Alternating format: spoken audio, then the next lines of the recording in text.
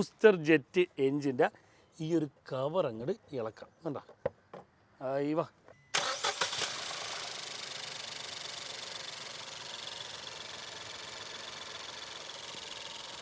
Hi, ഞാൻ സബിൻ സലീം. വാഹനപ്രേമികളുടെ സ്വന്തം ചാനലായ കേരള മെക്കാനിക്കിലേവർക്കും സ്വാഗതം.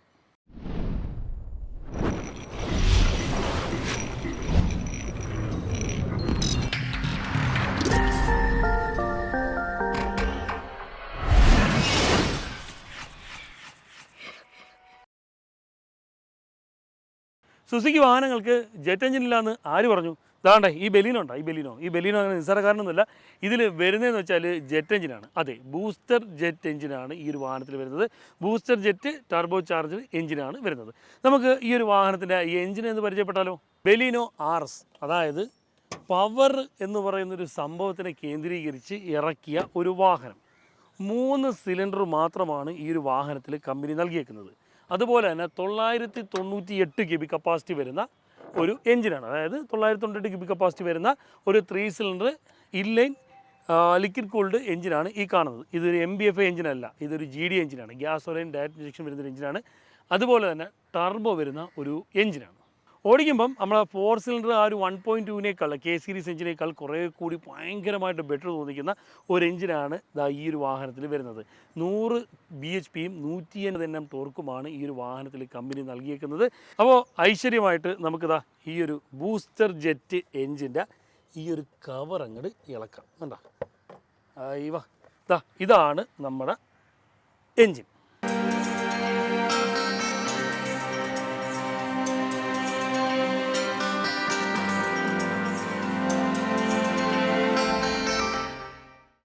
അപ്പോൾ ഇങ്ങനെയാണ് നമ്മുടെ ബൂസ്റ്റർ ജെറ്റ് എൻജിൻ വരുന്നത്.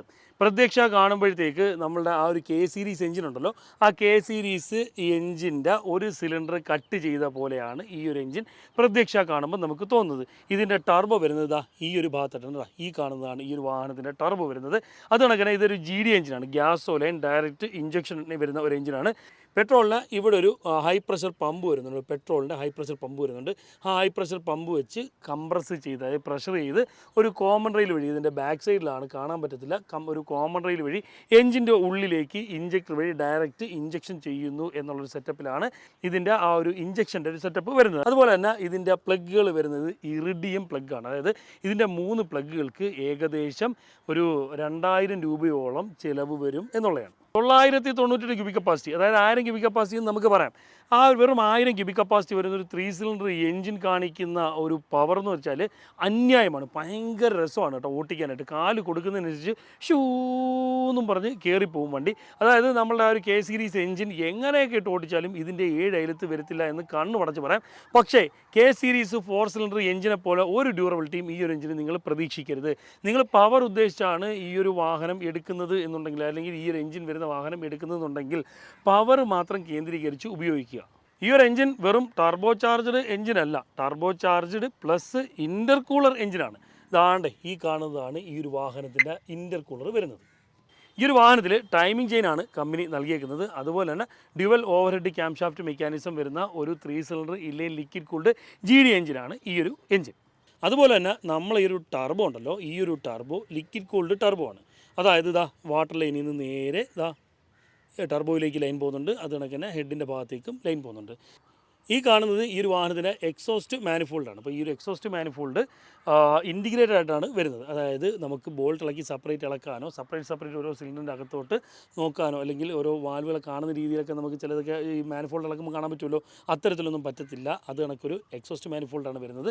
നമ്മൾ സാധാ ബെലീനോ ഉണ്ടല്ലോ, അതിനേക്കാൾ ഒരല്പം വെയിറ്റ് കുറവാണ് ഈ ഒരു ബെലീനോയ്ക്ക്. എഞ്ചിൻ ക്യാബിൻ്റെ ഭാഗത്തോട്ട് നോക്കുകയാണെങ്കിൽ ഒരുപാട് കാലിയായ സ്ഥലങ്ങൾ കാണാൻ പറ്റും. അത്യാവശ്യം വലിയൊരു ബാറ്ററിയാണ് ഈ ഒരു വാഹനത്തിൽ കമ്പനി നൽകിയേക്കുന്നത്. നമ്മൾ സ്വിഫ്റ്റിനൊക്കെ വരുന്ന പോലെയാണ് ഇതിൻ്റെ സ്ലീവ് സിലിണ്ടർ വരുന്നത്. ഗിയർ ബോക്സിൻ്റെ ഉൾഭാഗത്തായിട്ടാണ് ഇതിൻ്റെ സ്ലീവ് സിലിണ്ടർ വരുന്നത്. അതായത് സ്ലീവ് സിലിണ്ടറും റിലീസ് ബെയറിങ്ങും ഒരുമിച്ചാണ് വരുന്നത്. അതിൻ്റെ ലൈനാണ് ഈ കാണുന്നത്. അത്യാവശ്യം നല്ല രീതിയിലുള്ളൊരു ബ്രേക്കിംഗ് സംവിധാനമാണ് കമ്പനി ഈ ഒരു വാഹനത്തിൽ നൽകിയേക്കുന്നത്. ഈ ഒരു വാഹനത്തിൻ്റെ മാസ്റ്റർ സിലിണ്ടർ, ബ്രേക്കിൻ്റെ മാസ്റ്റർ സിലിണ്ടർ, ബൂസ്റ്റർ, അതുപോലെ തന്നെ ഇതൊരു ABS anti skid braking system വരുന്ന ഒരു വാഹനമാണ്. ഇതിൻ്റെ ABS യൂണിറ്റാണ് ഈ ഒരു കൺട്രോൾ യൂണിറ്റും മോട്ടറൊക്കെയാണ് ഈ ഒരു ഭാഗത്തായിട്ട് വരുന്നത്. ഇതിൻ്റെ ECM ഇലക്ട്രോണിക് കൺട്രോൾ മൊഡ്യൂളാണ് നിങ്ങൾ ഈ കാണുന്നത്. സാധാരണ നമ്മൾ ടർബോ EGR കൂളറും ആബ്സൻസ് എയർ ഫ്ലോ സെൻസറൊക്കെ ക്ലീൻ ചെയ്യണം എന്നുള്ള ഡീസൽ വാഹനത്തിൻ്റെ കാര്യത്തിൽ പറയും. ഇതിൻ്റെ കാര്യവും അത് കണക്ക് തന്നെയാണ്. പക്ഷേ നിങ്ങളൊരു 50,000 കിലോമീറ്ററൊക്കെ ആകുമ്പോഴത്തേക്ക് ജസ്റ്റ് ഒന്ന് ക്ലീൻ ചെയ്താൽ മതി എന്നുള്ളതാണ്. അത് പെട്രോൾ എഞ്ചിൻ ആയതുകൊണ്ട് മാത്രമാണ്. അത് കൃത്യമായിട്ട് ക്ലീൻ ചെയ്യണം. ഇല്ലാന്നുണ്ടെങ്കിൽ ടർബോയിൽ നിന്നുള്ള ഓയിൽ നേരെ വന്നിട്ട് ഇൻ്റർകൂളറിൽ കയറിയിട്ട് ഇൻ്റർകൂളർ ഈ ഒരു ഭാഗത്തായിട്ടാണ് വരുന്നത്. ഇൻ്റർകൂളറിൽ വന്നിട്ട് ഡെപ്പോസിറ്റ് ആവാനും ഈ ഒരു ഭാഗത്തോട്ട് നോക്കേ ഓയിലിൻ്റെ മയം വരുന്നതുണ്ട. അത് കണക്ക് ഓയിലിൻ്റെ മയം എഞ്ചിൻ്റെ ഉൾഭാഗത്തോട്ട് കയറാനും അല്ലെങ്കിൽ ചെറിയ രീതിയിലെങ്കിലും ഓയിൽ ഡെപ്പോസിറ്റ് പയ്യെ ഇല്ലറ്റ് മാനിഫോൾഡ് വഴി എഞ്ചിൻ ഉള്ളിലോട്ട് കയറാനുള്ള സാധ്യതയുണ്ട്. അതുകൊണ്ട് 50,000 കിലോമീറ്റർ ആകുമ്പോഴെങ്കിലും നിങ്ങൾ ഇൻ്റർകൂളറെങ്കിലും മിനിമം ഇളക്കി ഒന്ന് ക്ലീൻ ചെയ്യുന്നത് നല്ലതായിരിക്കും. കാര്യം വെച്ചാൽ നമ്മൾ എത്ര നല്ല ടർബോ എന്ന് പറഞ്ഞാലും ശരി, ചെറിയ രീതിയിലെങ്കിലും നമ്മൾ കാലുകൊടുത്ത് ഓടിക്കുന്നതിനനുസരിച്ച് ഇൻ്റർകൂളറിലോട്ട് ഓയിൽ ഡെപ്പോസിറ്റ് വരും. ആ ഓയിൽ ഡെപ്പോസിറ്റ് പതുക്കെ എഞ്ചിൻ്റെ ഉള്ളിലേക്ക് പോകാനുള്ള സാധ്യത ഉള്ളത് കൊണ്ടാണ് ഇത്തരത്തിൽ 50,000 കിലോമീറ്റർ ആകുമ്പം ക്ലീൻ ചെയ്യാൻ പറയുന്നത്. നമുക്ക് ഈ ഒരു വണ്ടി ഒന്ന് സ്റ്റാർട്ട് ചെയ്ത് നോക്കാം. സ്റ്റാർട്ട് ചെയ്തോ.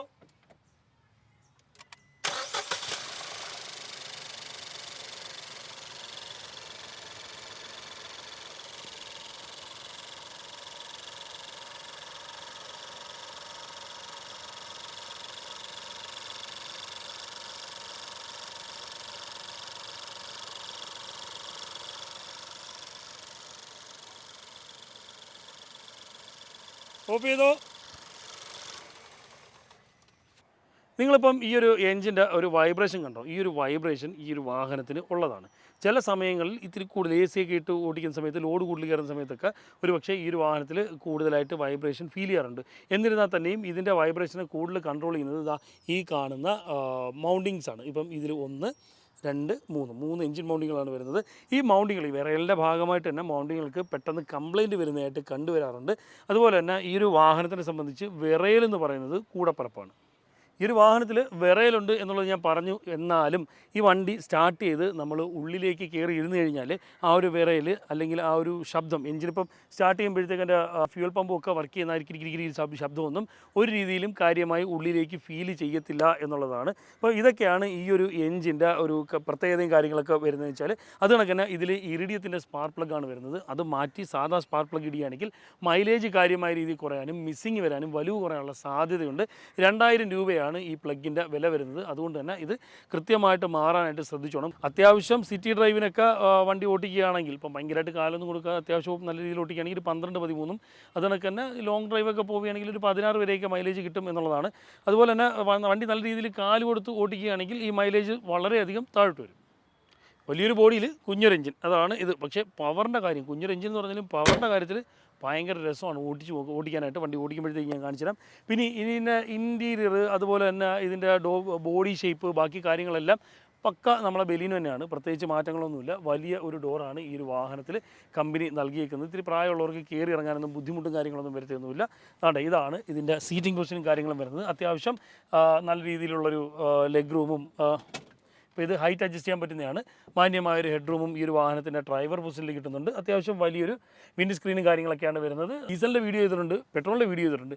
ഇതിലെന്തൊക്കെയാണോ ഈ ഒരു വാഹനത്തിൻ്റെ ഇൻറ്റീരിയറിനെ കുറിച്ചും സസ്പെൻഷൻ്റെ കാര്യത്തിലോട്ട് ഒരു കാര്യമുണ്ട് കേട്ടോ. നമ്മൾ സാധാ ബലീനോയ്ക്ക് ഇത്തിരി വെയിറ്റ് കൂടുതലാണ് ഇതിനേക്കാൾ.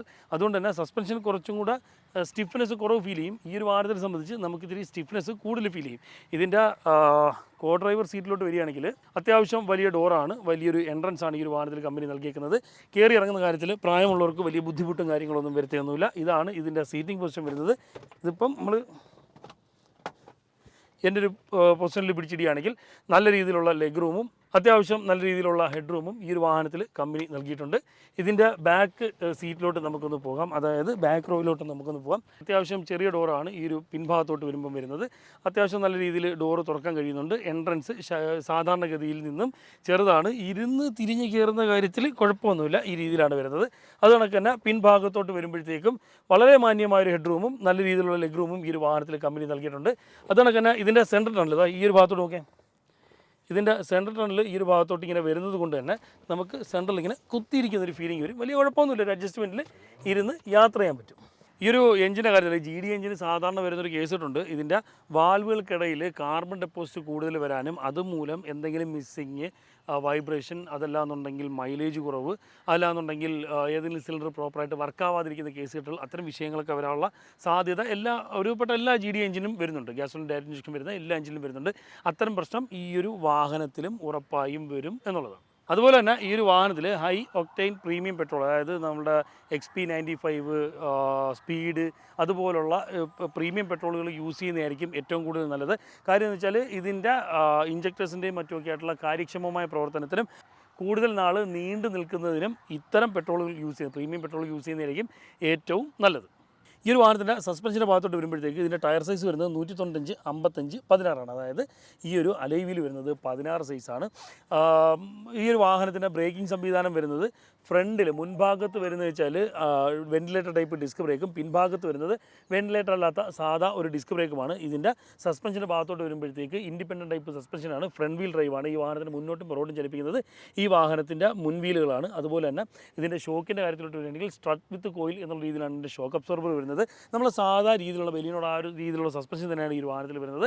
സാധാ രീതിയിലുള്ള ആ ഒരു ലോവർ ആം, ടയർ റോഡിൻ്റെ, steering ball joint, balance road, stabiliser link, അത്തരത്തിലുള്ള സാധാ രീതിയിലുള്ള ഒരു സസ്പെൻഷൻ സിസ്റ്റമാണ് ഈ ഒരു വാഹനത്തിൽ കമ്പനി നൽകിയിരിക്കുന്നത്. സസ്പെൻഷൻ്റെയും ബ്രേക്കിൻ്റെയും മറ്റു കാര്യത്തിലോട്ടൊക്കെ വരുമ്പോഴത്തേക്ക് അത്ര കണ്ട് വലിയ പ്രശ്നങ്ങളൊന്നുമില്ല. സാധനങ്ങൾ സ്പെയർ പാർട്സ് കിട്ടുന്നതിലും വലിയ പ്രശ്നങ്ങളൊന്നുമില്ല എന്നുണ്ടെങ്കിലും ഈ ഒരു ബൂസ്റ്റർ ജെറ്റ് എഞ്ചിൻ്റെ കാര്യത്തിലോട്ട് വരുമ്പോഴത്തേക്ക് കുറച്ചധികം ശ്രദ്ധിക്കേണ്ടതുണ്ട്. ഇതിൻ്റെ പിൻഭാഗത്തിൻ്റെ സസ്പെൻഷൻ്റെ കാര്യത്തിലോട്ട് വരികയാണെങ്കിൽ സാധാ രീതിയിലുള്ള ആ ഒരു ടിസ്റ്റ് ബീം വരുന്ന സാധാ ഷോക്ക് വിത്തൗട്ട് കോയിൽ എന്നുള്ള രീതിയിലുള്ള സസ്പെൻഷനാണ് ഈ ഒരു വാഹനത്തിൽ വരുന്നത്. ഒരു 5 പേരടങ്ങുന്ന ഒരു ഫാമിലിക്ക് സുഖകരമായ രീതിയിൽ യാത്ര ചെയ്യാൻ പറ്റുന്ന ഒരു വാഹനമാണിത്. അത്യാവശ്യം നല്ല രീതിയിൽ കാല് കൊടുത്താൽ പറക്കുന്ന അല്ലെങ്കിൽ പറക്കുന്ന ഒരു വാഹനമാണ്. അപ്പോൾ ഇന്നത്തെ ഒരു വീഡിയോ നിങ്ങൾക്കെല്ലാം പ്രയോജനപ്പെടുമെന്ന് വിശ്വസിക്കുന്നു. നിങ്ങൾക്ക് പ്രയോജനപ്പെടുന്ന മറ്റൊരു വീഡിയോ ആയിട്ട് വരുന്നവരെ ബൈ.